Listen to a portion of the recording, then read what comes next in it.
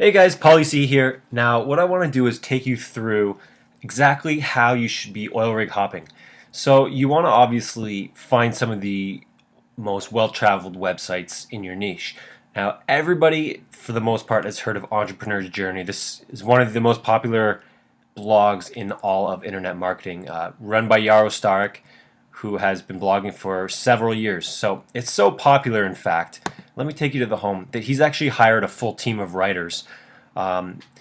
He does some articles. You've got all of these different writers who actually contribute. So it's so popular that he can afford to basically hire a full-time team. And actually, one of my business partners, D. Kumar, is a regular contributor. So you can see it's very, very popular. So what I'm going to do, show you how to oil rig hop, is I'm going to choose this article here, 8 must-have attitudes for the entrepreneur who tackles a downturn economy. This is something I'm interested in reading. I'll be able to comment on it. So here's what I do. So I take a look at the article first and foremost. So I would scroll the article, I would actually read it, and as I go through, I'm going to take notes. So I'm going to look at all these points, and I'm going to take some pretty decent notes. So, okay, I look at it, see how long. There's even a video, okay? And then what I want to show you is this, the comment section. Now, remember when I said a well-trafficked blog? These are all people who traveled to this blog just to leave comments. Now, that wasn't even Yaro who left this, and look at all the comments. All right, so what we want to do is we want to take a look at the quality. So let's see. This guy wrote maybe 80 words, less than a paragraph. This person wrote a paragraph. This person wrote hardly anything. Hardly anything. This guy's got this lady has a couple small paragraphs. This is something you want to avoid. Awesome tips and cool channel.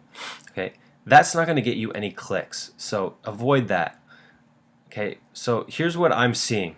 Everyone here is leaving nothing significant. This one is a little bit better, but still not great. Okay, so that brings us, let's see, to the end. So what I'm going to do is I'm going to take my time right now. I'm going to pause. I'm going to go through this, and I'm going to re-record as I create the 3 parts that you want to create in order to leave a fantastic blog comment.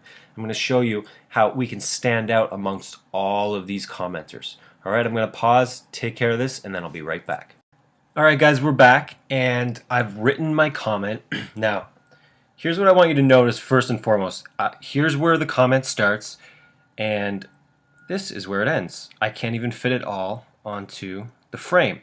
Now, you tell me, if you're scrolling through and you see all of these comments, and then you get to the bottom and you say, whoa, look at the size of this one, and you read it, you're going to say, wow, I think I'm going to see who this guy is, because clearly he's into the whole thing. Let's see more about this guy, especially the owner of the site, the guy who wrote it, who is going to be successful.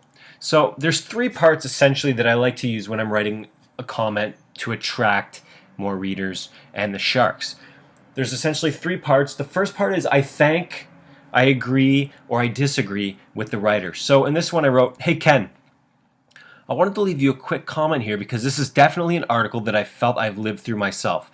So many of the points you made were not only thought-provoking, but really made me sit back and look over the past year and see if I'm doing things to the best of my abilities. So in this case, I actually really did enjoy this article, and all of the points were really good. So I let him know that it made me think. So, that I showed interest in his writing by saying, wow, it really made me think. So what I do, the second part, is I just jot down my thoughts. So right here is a thought, right here is a thought, and then right here is a thought. So let me just read these so you can get an idea.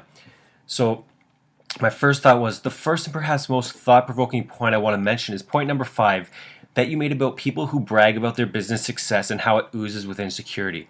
This is so true, and I even know someone who fits this description perfectly. So what I did here was I made a connection. I sort of formed a bond between people I know and people that Ken knew. Okay, and you're right. It's difficult to have a conversation with them because A, their first question is always how much is your business bringing in, and B, they place way too much of someone's self-worth on income. And then I wrote, unreal. It's like you're reading my mind here. So I'm building that connection. Then point 2. I also want to mention point number 2, which you say always be around ambition. I know you originally mentioned staying away from negativity, but I think too many people are hanging around with negative individuals and it's pulling them back from the success they so desperately crave. I've made it a point in my business to insert myself into only circles of people who are passionate and ambitious and who truly believe they're on the path to success.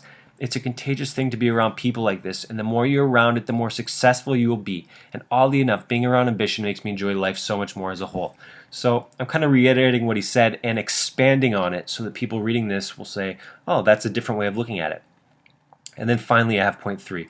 I wrote, and finally, point number 1, you notice I kind of bounced around, but whatever, it's not a big deal. No cutting corners. That was his first point was you can't cut corners these days in business. And I wrote, no cutting corners. That is so true, especially for all of us internet entrepreneurs. So many people can come online and start a quote-unquote business, and there's so much volume out there today that sometimes you get lost in the sea of crap. So, I kind of chuckled when I wrote that. I don't know if anybody else would find that funny, but it's just kind of inserting a little bit of my own personality by saying that. So I definitely try to put 100% into everything I do. I think these days it's going to be the only way to rise above the masses and truly achieve the success you're after. So that was part 2. Basically jotting down my thoughts and elaborating. And then part 3, you just have to thank the person. So thanks, Ken, for writing this. I'll keep an eye out for more of your stuff here from now on. So I've used this pretty successfully. I've formed some pretty decent relationships with people just by saying, I really enjoyed it. I'm going to look out for you more. And then, if they read this and they comment, they might say, hey, I'll check out your stuff too. Good to know you. And then what you do is you kind of get a dialogue going back and forth, because if you'll notice, I don't think there was much response. No, there was no response to any of these. So we'll see. Maybe he's just not someone who's reading these, but this is something that's going to start conversation. Okay, so part 1, make sure you thank them, agree, disagree, always be respectful. Part 2, your thoughts. Okay, so give your thoughts, elaborate on them, add some new information that wasn't in the article, and then part 3, just thank them. Okay, thank them for writing that, and tell them that you'll be looking out for them. And that's all there really is to it, guys. Just make sure that you stand out. If you can stand out, if you can be that fish with a big shiny tail amongst all the sharks, you're going to be the one who stands out, and that's slowly going to help you kind of rise above the rest. Okay. Now, what I recommend is find 3 to 5 blogs that you really like and comment like this on a regular basis. So you don't really know, but it took me about 10 minutes to read the article and come up with all these. So 10 minutes, you could do 5 blogs in 50 minutes. Do that every day, and that's going to make the world of a difference in your online business. Okay, so that's all we're going to talk about for today. Oil rig hopping. Start doing it. Go Google some of the top niches in your site, and you'll start reaping the benefits. Okay, Paulie C signing out. We'll talk to you guys next time.